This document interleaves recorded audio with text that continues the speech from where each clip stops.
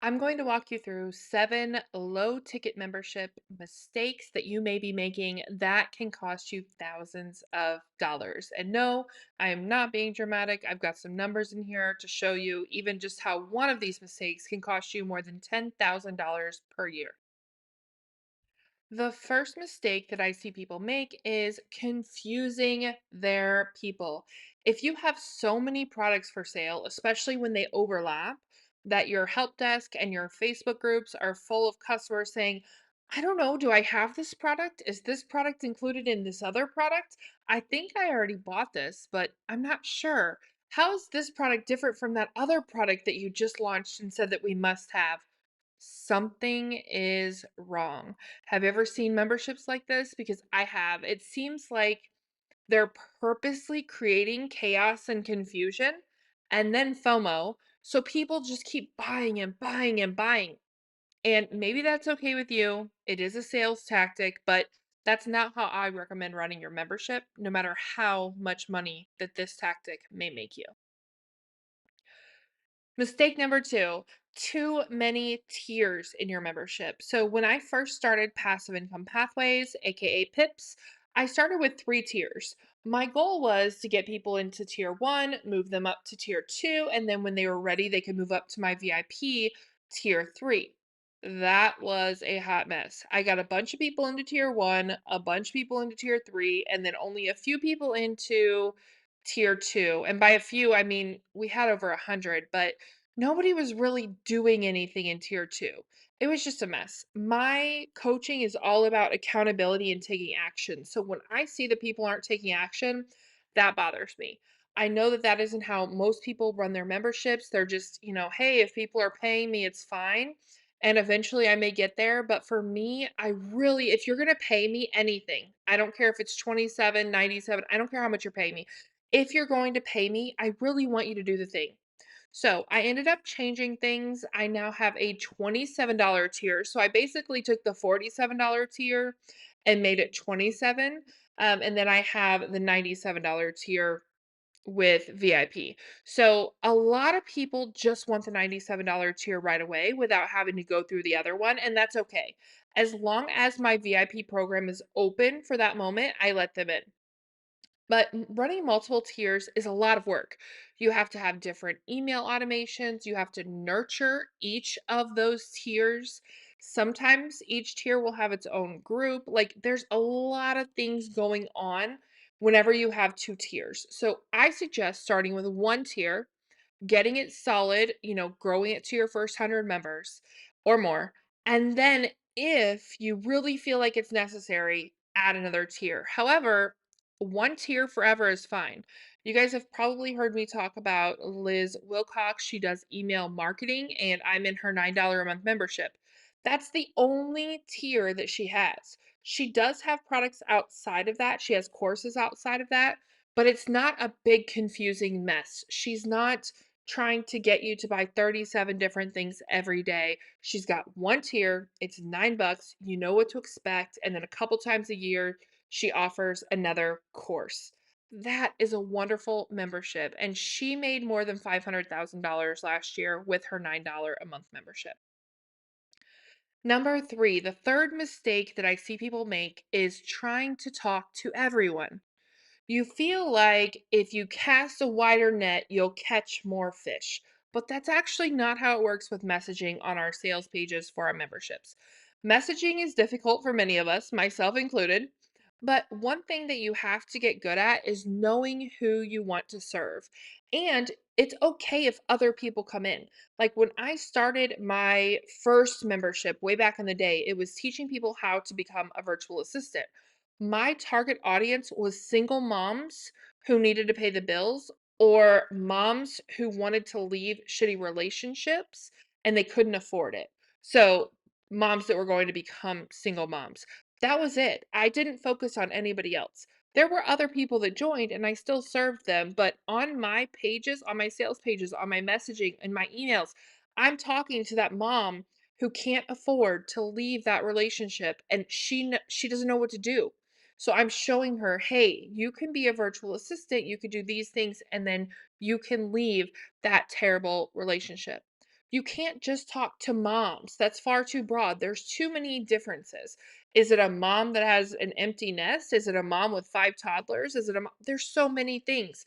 And that's just with kids. There's so many other facets of being a mom, right? We're still humans. So you really have to narrow down who it is you want to help so you know who you're talking to so you can help them. Because if you keep it too broad, you're not going to help anybody. Mistake number 4 is focusing on the wrong things. Many membership owners put their time and energy into the wrong things. Now, yes, content is very important, but you should have that created before you go live with your membership. So then you can take the rest of that time and energy moving forward into marketing. Publishing is 20%, marketing is 80%. If you wear yourself out creating content, which is what I do all the time, then you might not have time to market it. So nobody's even going to know that you have this great content. This is definitely something I struggle with. I created a my Facebook group growth course, I don't know, 6 to 9 months ago at this point. Yeah, 9 months ago at this point probably. And it's something that I've been teaching for free for 3 years, how to, grow your Facebook group organically. It's something that I find simple and I love doing it. So I've been teaching it since I launched Pips. 3 years, right? And another creator who I love and I follow, we're not competitors. Like I follow what she does. I buy her stuff. She created a Facebook group growth course, called it something else, just general idea, right? And her emails were like, "Hey, nobody's talking about this. Nobody's teaching how to do this." And I was like, "We're literally in the same circles. How do you not know that I've been teaching this for a long time?" But it's probably because I don't freaking market it. I just put it up there, sold it a couple hundred times, and let it sit. So if you focus your 80% on creating that good content, you're only focusing 20 on marketing, and then nobody's going to even know that you have your stuff out there. Okay. So go 20% create amazing content, 80% market. Mistake number 5, overpromising. Overpromising can lead to underdelivering. Okay. So I get it. It can be exciting to launch a membership. It's easy to get caught up in the hype of like doing all the things and trying to compete with more established membership owners. You're like, oh, well, they have this and they have this. How am I going to compete if I don't have this and this and this and this? But overpromising can lead you to getting burnt out. And then your whole membership goes up in flames anyway, and you make $0. So the only way that your membership is going to fail is if you give up. If you get burnt out, you're going to be far more likely to give up. Focus on minimum viable product and then build from there. One of my VIPs just launched a membership about content syndication and he was like, "I have so many things I need to put in there. It's never gonna be ready. It's never gonna be ready." And I'm like, "Minimum viable. Put 1 or 2 courses up, get the ball rolling, and then you can add to it." Whenever I'm teaching my VIPs, I teach them to have 3 mini courses and then some templates or videos and launch their membership. Don't get so hung up on, "Oh my gosh, I have to have this and this and this and this." Focus on minimum viable. You can always build up from there. Number 6. Oh man, the sixth mistake, arbitrary price increases. If you've got a low, low, low ticket, so $10 or less membership, and you have less than 100 members, you're making $1,000 a month or less, right? So that can feel like you're working for literal pennies. And I get that. I truly do. I just launched my tarot membership and I've kind of just stuck with minimum viable and I'm making a couple $100 a month with it. And that's not super exciting, right? It doesn't encourage you. But you have to remember it's a long game. So instead of raising your prices and being like, well, if I raise my price to 25, then I only have to get 25 people in instead of 100. No, instead of changing your prices just for the heck of it, make sure that you're changing it for a reason if you're changing it. But focus on building out and getting more people. That's what a low ticket membership is all about, is getting those 100, 500,000 members, 10,000 members. There are people who have 10,000 members in their memberships, okay? Now, remember in my example with the 3 tiers and I changed things, I did recently raise my $7 a month membership to 27 a month But because it's very important to me that I'm not gatekeepy, I'm making sure everything is financially accessible to everyone. I put a coupon on my main page that's like, hey, if you need a financial help here, if you're struggling financial, you need a little come up, you need a little help, that's okay. Just use this code. I knew it was time to raise my prices because my membership turned into an entire six-figure path.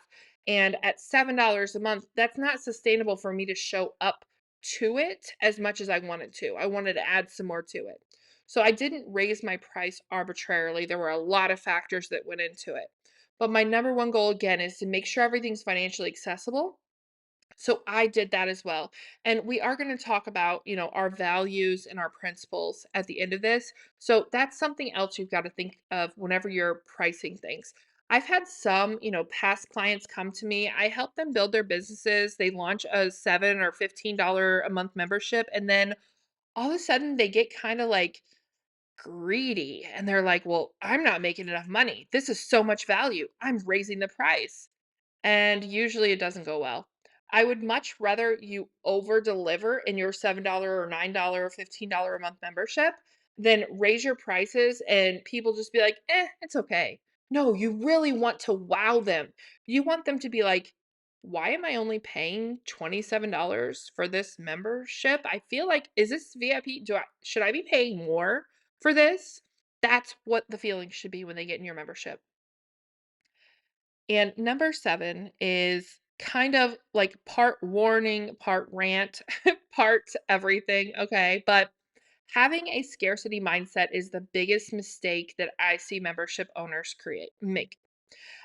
So many fall prey to a scarcity mindset, which can in turn really turn into greed. I don't know, like I don't know how or why. I don't know the mindset behind it, but it's like they're trying to hoard the money. And I'm going to give you a few examples because I have experienced it and a lot of my people have experienced it. I have messages actually in my inbox just from this past week from VIPs saying, "Hey, did you see this? This is really weird. Why would they do this?" And I had to explain to them that's a scarcity mindset. Okay. So, example number 1, I joined a PLR membership and I was so excited. There were so many resources. I was like, yes, I'm going to grab these, I'm going to make them my own, all these things. And then I noticed in their licensing, it said if we stopped paying for the monthly membership at any time, we could no longer use any of the PLR. So think about that. I paid, say, I don't know, 47, 27, whatever a month to get access to this PLR. Then I put the work in to change this PLR. And then I put it in my membership or sold it to deliver value. But if I stop paying monthly, I don't get to use that anymore after I put the work in. That's wild. That's bizarre. PLR and templates, like they're just a starting point. For them to require us to keep paying is just it just feels greedy. I no longer use that membership. I no longer promote that membership, and that happens a lot. Another scarcity mindset that I've seen is a template membership. They send out emails saying that if you leave the membership, you can't rejoin it. Imagine saying no to money like that. Like, imagine having so much money that you don't care that you're gonna lose a bunch. Think about it. You're emailing your raving fans. They wouldn't be on your list if they weren't fans, right? So you're emailing your raving fans, your current clients who may be struggling financially, and your past clients. And you're saying, hey, if you leave, you can't come back. This might feel like you're creating that FOMO and securing that bag to keep people in, but it actually turns more people away. Okay, let's say your membership's 37 bucks a month. I join, I grab some of your PLR or some of your templates, and then like 3 months in, I'm like, man, I haven't used this. I see it coming up on my credit card. I'm like, man, I haven't used this. I need to leave. I'll go back later whenever I have time. The trainings aren't really super helpful. I haven't been logging in, and I like the templates, but I just can't justify the expense right now. So I cancel. And I'm like, I'll go back in a few months whenever I'm ready to put the work in. I go back in a few months and I'm like, grab a few templates, all the intentions of using them, life gets in the way, and I really truly I can't afford the membership right now. I just can't justify the expense. So I cancel. And then I'm like, "Oh, man, I've got a little bit of extra money now, 3, 4 months down the road," and I go to join, and they're like, "No, we don't want your money. We don't want you to come back. You're not welcome." Like, think about that from a numbers perspective first, not even just an emotional perspective. We're all emotional people, almost all of us. So we'll talk about that too. But think about that from a numbers perspective. You're now going to make $0 off of me. When previously, if I came and went a couple times a year, even 2, 3 times a year, you're making more than 100. Because if I'm in your membership for 3 months, that's $100, right? And then I'm like, I can't afford this right now. Let me quit. Couple months later, I come back. I'm in for another couple months. That's another $100. I'm like, man, I really can't afford it. Let me come back later. You made hundreds of dollars off of me, and now you're going to make 0. Imagine 100 customers in that same situation. You just said no to $10,000, $20,000 just from a membership perspective. But that's not all. Many of those customers, they were your cheerleaders. They were talking about you, saying they liked your membership. They got their friends to join. Maybe they were your affiliates. But because they know that they're not welcome back, why would they stay on your list? Why would I sit there and get pitched to when I can't ever join your membership again? You're saying no to money. You're turning away customers that have paid you money and that have supported you. It's like a big screw you because you can't afford our membership every single month. We don't want you in. That's the complete opposite of what we do in PIPS. I don't ever want to make somebody feel bad for not being able to afford it. If I have people come to me and they email me and they say, "Hey Sadie, I love your membership, but I can't afford it right now." That's cool. I'll cancel for you. Come back when you can. I have never ever been like, "Yeah, you can never come back." I would never do that because I'm here to help people. And I don't know what's going on in their lives. I make good money and I've had to cut my bills recently because of my life situation changing. So like I don't know why they're having to cancel my membership. I just know that they have to. That's okay. Come back when you're ready. It's like saying even though you've supported us all this time by spending hundreds of dollars, we don't want your money anymore. It's not good here. If you can't afford it every month, get out. Stay out. Remember, if you're following the PIPS path, we're here to serve our audiences. If we overpromise and underdeliver, if we just raise our prices arbitrarily because some high ticket coach said we should, or if we tell people that they aren't welcome because they can't afford a monthly payment, that's not the spirit of PIPS and the radical generosity that we teach. It's not the spirit of helping and serving. It's just plain greed. At the end of the day, though, your low ticket membership is yours and yours alone. You have to be the one that can sleep at night with how you run it. You have to be the one that's proud of it.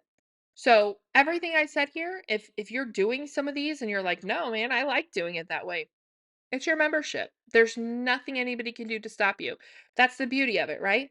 But I hope that you think about these mistakes and think about why others can see them as mistakes and how it makes them feel when you're overpromising and under-delivering or telling them that they're no longer welcome if they can't afford your membership every month. Don't let a scarcity mindset or greed derail you. A low ticket membership can make you multiple six figures. This has been proven over and over again in different niches, but only if you focus on the right things. I do have a bonus tip. One bonus tip for my Pips friends here: do not compare your membership to anyone else's. Don't say that you're experiencing slow growth because you only got 14 members this month when somebody else got 150. It's always you versus you. It's your stats in April versus your stats in May when you're growing your business. Look at your stats each month, not someone else's. I know that it's difficult, especially if you're in these groups where people are celebrating. They're like, "Oh, I had a $30,000 launch and you made $300." But there's somebody else out there who only made $3. So don't compare yourself to someone else. Don't watch someone who claims to make millions of dollars and expect to have their same success either. because you never know what's going on behind the scenes. I saw a membership owner share, I think it was last year or the year before, she shared how many millions of dollars that she made in her business. But after she paid for ads and her team and all this stuff, I think she brought in less than $1 million. And $1 million is still absolutely amazing, but it's a far cry from I made $5 million this year to 100, $1 million got in my bank account. Would we all love to be millionaires? Probably. That's a lot of generosity that we will be able to handle, right? We can help a lot of people. But you can't be like, "Oh, I only made $5,000 this year." It was your first year. That's great. Make sure you make more than 5,000 your next year, okay? Don't compare your success to anybody else's. Put your blinders on and focus on you. And for those of you who love homework as much as I do, I want you to take some time to outline what you want to get out of your membership, as well as what you do and don't want for your membership.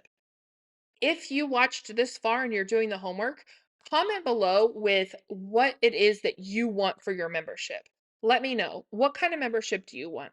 I want one that is always low ticket. I want one that is always welcoming to everyone. I don't want anybody to feel bad if they can't afford my membership for a few months. I don't want anybody to feel bad if they can't afford it at all. I want them to hustle and I want them to use my resources to help them figure it out. That's what I want. Now, this might mean always staying low ticket for you, or it might not. It might mean keeping it super simple so there's no FOMO and confusion. Did I buy this? Did I buy that? All that. It might mean a million things. Whatever it means to you, I want you to write it down and save it for when you're ready to launch your membership if you don't have one yet. If you do already have a membership, remember to stick to those values of what you do and don't want, even when it might be easier to change paths and make money in a faster way and take that $7 a month membership and turn it into a $700 coaching program. Being radically generous always pays off. We have to keep believing that, you guys.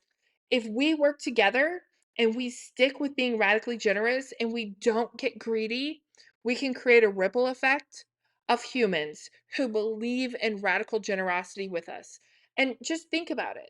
Like here in Mexico, we spent 3 years feeding hundreds of families, feeding dozens of street dogs, spaying and neutering them, doing all of these things for our community. And if we could do that here and help that many people and that many dogs, imagine if 100 people who watch this video have that same mindset. So then when you do make the money, you're like, oh, wow, my bills are paid. I can sleep at night. I don't have to check my bank account every day. And I can go help XYZ, whoever it is that you want to help, whether it's humans, whether it's dogs, whether it's birds, I don't care. Just help me help Pips help you create a ripple effect of radical generosity. That's really the main value here in Pips. And I want you to help me create that ripple effect because I can't change the world by myself.